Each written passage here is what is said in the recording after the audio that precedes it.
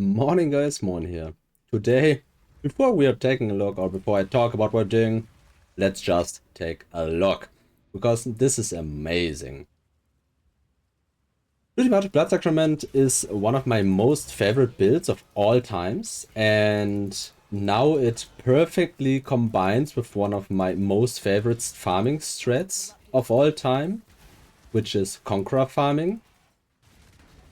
And I have done Blood Sacrament Conqueror farming a couple of weeks ago already, but this is just a completely different level.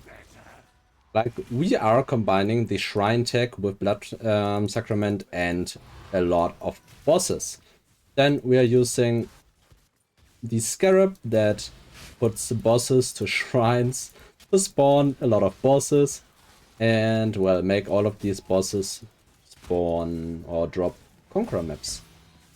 I've done this before with Elder and Shaper Guardian maps, which worked very well. You can do with Synthesis maps, it works very well. But Conqueror maps just is, for me, the best one, because I like Conqueror maps, and I do not need Shrine effect. If the build you're doing this with is a little weaker, you would want probably to run Elder and Shaper for 3 mod idols with Shrine buff effect, so that you're gaining insanely powerful. However, this build already is insanely powerful, so yeah, we are just doing that. And as you can see, we are clearing a map with 17 or 18 bosses in 1.5 minutes, taking down a Conqueror and taking out, well, a whole lot of idols, maps, and money. So what is all of this about? Well, I did show a part of this in my last video, where I showcased the June strat with the Shrine edition, and now I went all in and spec'd into it fully. There could still be a lot of upgrades to make, like I could add more Maven progress for faster 10 out of 10 invitation and stuff like that, but the base of this is 2 additional shrines from the Conqueror idols. I added chance to not consume scarabs, but this isn't just that great. It's about 6 chaos plus per map, but yeah, it's not that good. It's just, why not have it? And then for the small ones, I have mob maps, drop a Conqueror map, 6% increase, shrine duration, and found maps are a tier higher. We have 100%, so all maps are a tier higher, which means tier 15 maps drop as tier 16 maps, and maps that drop as tier 16 can drop as tier 17 maps. So basically, we're just increasing our chance or our odds at getting tier 17 maps. Then we have a lot of chance for Conqueror maps, so that we hit about 23 or something % to get a Conqueror map. With the Elder Shaper setup, you would gain to up to 30% for Shaper and Conqueror, or Shaper or Elder map. So you would get quite a bit more maps, but these maps have a lower value. Then you want to use the Domination craft. So with these you're at 11, and then you gain 6 more shrines from the Domination script. So you have 17 shrines. Add a map boss to every single of these shrines. You can see at my map tab that you are getting quite a couple of these maps, and with the holes in here, you're seeing I did sell a lot of them. I did sell over 200 or 300 maybe even maps in the last day, because this just shits out these maps. I just cannot farm, I cannot run them and not get more than what I do have. These just increase. I started today with like 10 of each or something, because I sold them yesterday.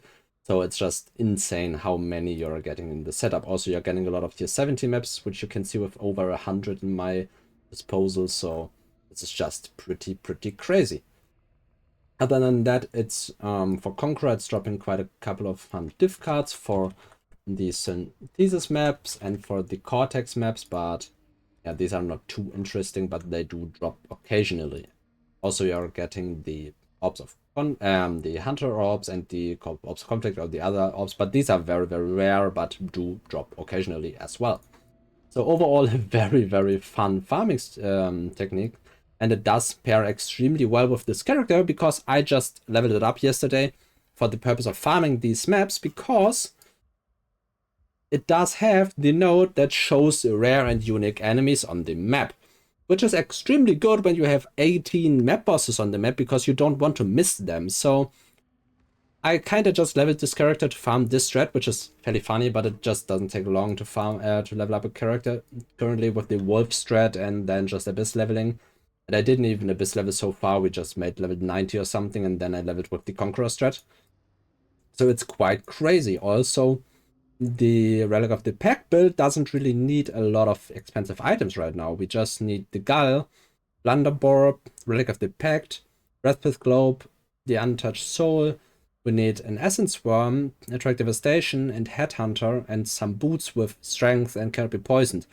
This stuff total, when you don't put in like corruptions or stuff like that, is below 10 divines all together. Then you have the Replica Witchfire and the Earth End, together again like 4 divines for decently well rolled ones, and then just some flasks. For the jewels, you want a Dissolution of the Flesh, which starts at 1 divine at low roll.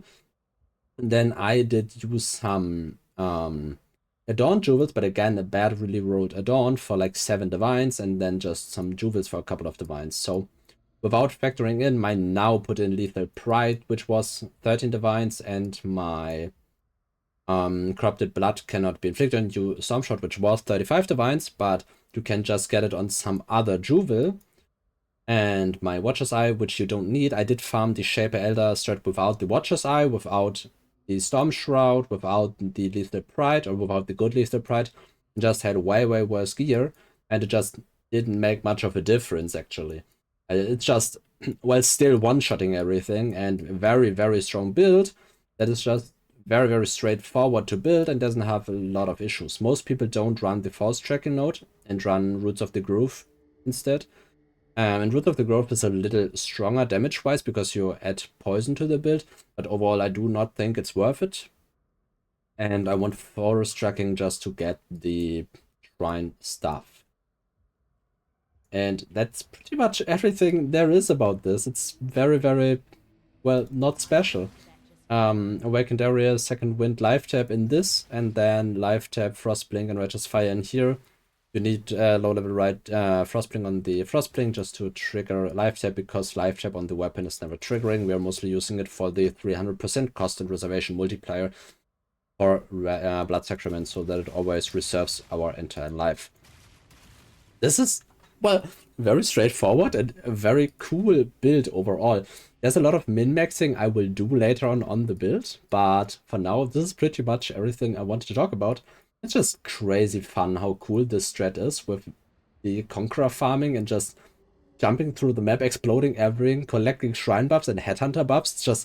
It's just crazy fun. So yeah, if you have any questions about the setup or the character, drop it down in the comments, and yeah, let me know, and see you in the next one.